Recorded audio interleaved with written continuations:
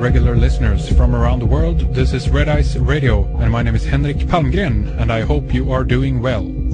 Our website is redeyescreations.com. There you can find radio, TV shows, video interviews, webcasts, music, audio commentary, films, news, and much more. The majority of all we do is for free, but we do have a whole lot of material available in our member section as well, for those of you who are hungry for even more and want to go deeper into the subjects that we cover. George Cavasilias joins us from Australia today to discuss his journey, work, and message in these interesting times that we are in.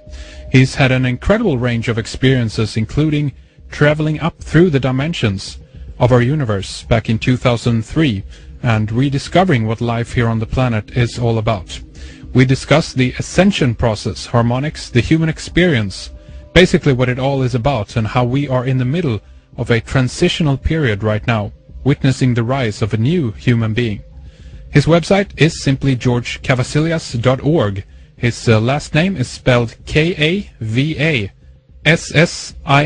georgecavasilias.org. Stay tuned for 2 very interesting hours. Hi, George. Welcome to Red Eyes Radio. It's wonderful to have you with us here today. Thank you for taking the time to be with us all the way from Oz, Australia. Thank you, Henrik. I must say it's an absolute honour to be invited onto your show. Thank you very much. We've had a lot of our listeners from around the world that have requested that we invite you to the program, so I'm really glad that we're able to bring you on today and to be able to merge together here and talk with you for a while. So this is going to be really exciting, I think, as well. But why don't we, I guess, set a little bit of the outline here first. I think that's appropriate, George. Maybe you can tell us about some of the experiences that you've been having since 2003. We might have some listeners with us who are not familiar with your work or some of the things that you've been talking about for a while now, George. Yeah, sure. From a very young age, I have been experiencing interactions with beings from other dimensional realities and other worlds. And so I was being taken on board ships, even from the furthest my memory goes back was about to the age of 5.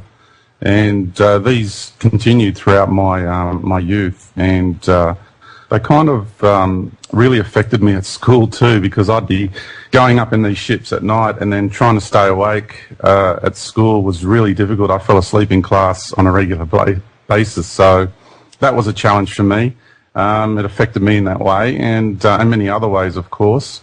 And so also later on in life, it continued, like this theme began emerging, and the theme has to do with these beings that wanted to actually prevent me from expressing myself, which I found it, and that's a very generalised concept of what's been happening throughout my life, and I found that fascinating. And then later on in life, I had some really, in recent times, like in 2003, had an amazing experience where I journeyed up through the dimensions of the universe, and I did not do it willingly from the personality of George. It was something that was orchestrated by a much greater aspect of my being, and that journey just really was amazing.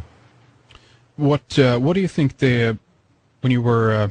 I guess I don't know if you would classify these accounts as kind of abduction scenarios, but do you feel that this was the classical aliens in that sense, or was this more of a non-physical, spiritual abduction taking place? Do you think?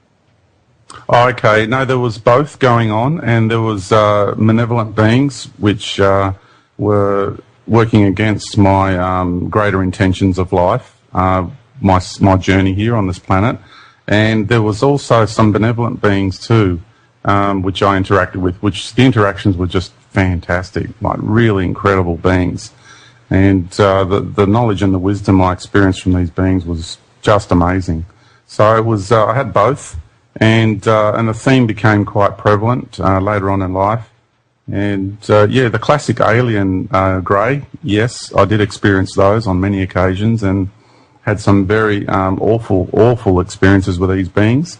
But I also met a species of grey which was basically once a human form and chose a path of technology and ended up morphing into the current form that they have. And they're the ones, the original strain of greys, they're the ones that say, please don't choose this path of technology because you will end up like us. Like they used to say, look at me, look at me, look what I've become.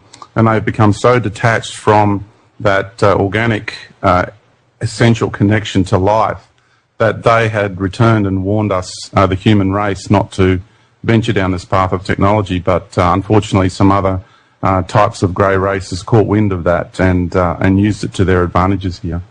Now, do you agree with, I guess, in one sense, the classical theory that they're actually here to, for their own benefit in that sense, to actually try to heal or repair some of these damages that they've done through them, to themselves, through actually, harvesting human DNA and actually doing experimentation on human beings?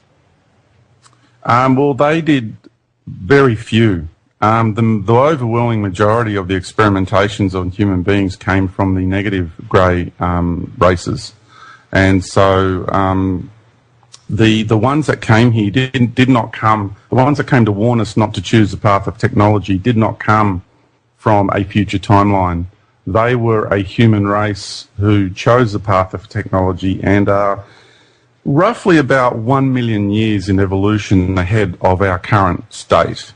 And that is, if you choose the path of technology, technology does everything for you. Therefore, all your body parts atrophy. And really the physical condition they found themselves in is very unfortunate, very sad. And it is a very desperate time for this race to find their way back to the organic essence of life. Yeah, it's interesting to hear about these two different sides that seem to be kind of struggling over humanity in one sense right now. At least we hear that from a lot of the different abductees around the world. But if we go beyond that paradigm for a little bit and just talk a little bit more about this experience you had in 2003, what do you think enabled you to have this experience? And would you compare it to anything else that you have heard from some other people from around the world? I have had people share with me some of their cosmic experiences, but I haven't heard one yet, and I'm sure there are people that probably have had them, that have gone to the extent that I have travelled. And I'm not saying that out of ego, so please, I hope people don't judge me that way. It really came down to the point of my greater being had previously organised prior to my incarnation that at that point in time in my life, members of what I call my galactic family, so I'm talking about a fourth dimensional extraterrestrial galactic family. And that's not where I originally come from, of course, because we are infinite and we exist on many levels. But there's that aspect of myself that came from that domain. And they came and they actually picked me up. And they were members of, because I actually originate, okay, there's so much running through information. Sure. So just to give it a quick background, the majority of the energetic stream of this current incarnation that I have comes from the blue star of Sirius. Not from a planet revolving around the star, but the star itself. And the star is actually a planet on a higher level, but because its frequency is higher, from down in these lower domains of the universe, we view it as a entity of light, as a body of light. And so that's where I actually, the majority of me comes from. I have a part of me that comes from the Pleiades as well. So if you were to ask me which star system I come from, I would say it's Sirius.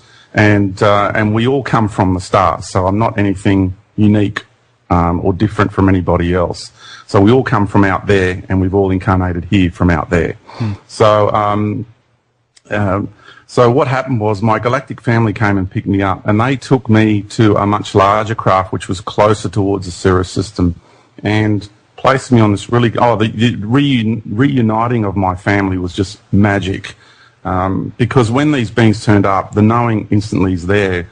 And it's not like you see a lot of the channelers and a lot of the New Age sort of experiences that people are having where beings come and they smother them with love and they go, oh, I'm your family and I'm this and I'm that. It was nothing like that. It was like when your mother walks into the room or your brother walks in the room or your wife walks into the room, you know instantly who that is. No one has to prove anything to anybody. No one has to tell anybody who they are. It's just the knowing is there. And that's the difference. of the beings of, you know, who are your true family and beings who are here to actually try and deceive you.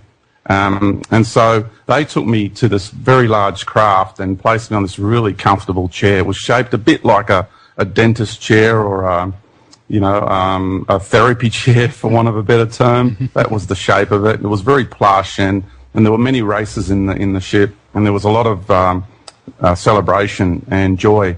And there was no technology involved in this, but what they did was they were able to sustain the life force of my body, because the journey that I took was not astral, it was not etheric. It was actually all of me that animates this body into being. All of my essence came out. So they needed to maintain the integrity of my body while I took this journey. Mm-hmm. And so I left with what I would call the I am, the soul, you know, all of me came out, and I took this journey up through the dimensions of the universe. And it was absolutely incredible to see dimensional paradigms just shrinking down into a tiny vortex of light. I mean, you take billions of galaxies, and as you're moving up through the layers of the universe, you just see an enormous cosmos full of billions and billions of galaxies just shrinking down into a tiny vortex of light. And you're seeing it from a higher level, and as you go up and up and up, and then I got to the point where I got to the outside, to the edge of this universe. And this universe is a being. It's what we call God, the creator of this universe. And I had a wonderful exchange with this consciousness that is the creator of this universe.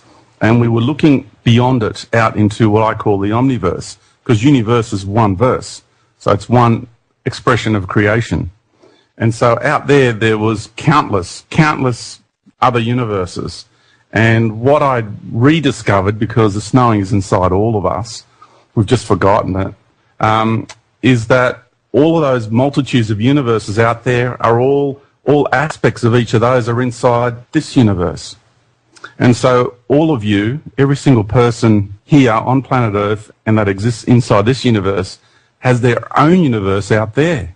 And we are all gods in our own right, and we're equal with the God of this universe.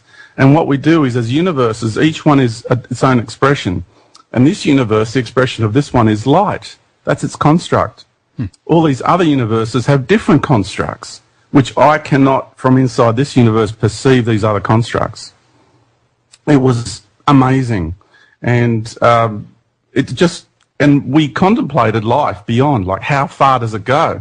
And the God, the being that is the creator of this universe, will be the first to tell you that you exist beyond this being, that you are greater than this aspect of this being that we call God. And we are infinite. We always have been. We always will be. We've never been born out of anything. We've just always existed. And our existence is absolutely eternal and infinite. Just amazing. So that's interesting. There's a few different levels here to this, and obviously that we can talk about. I mean, the first one, if we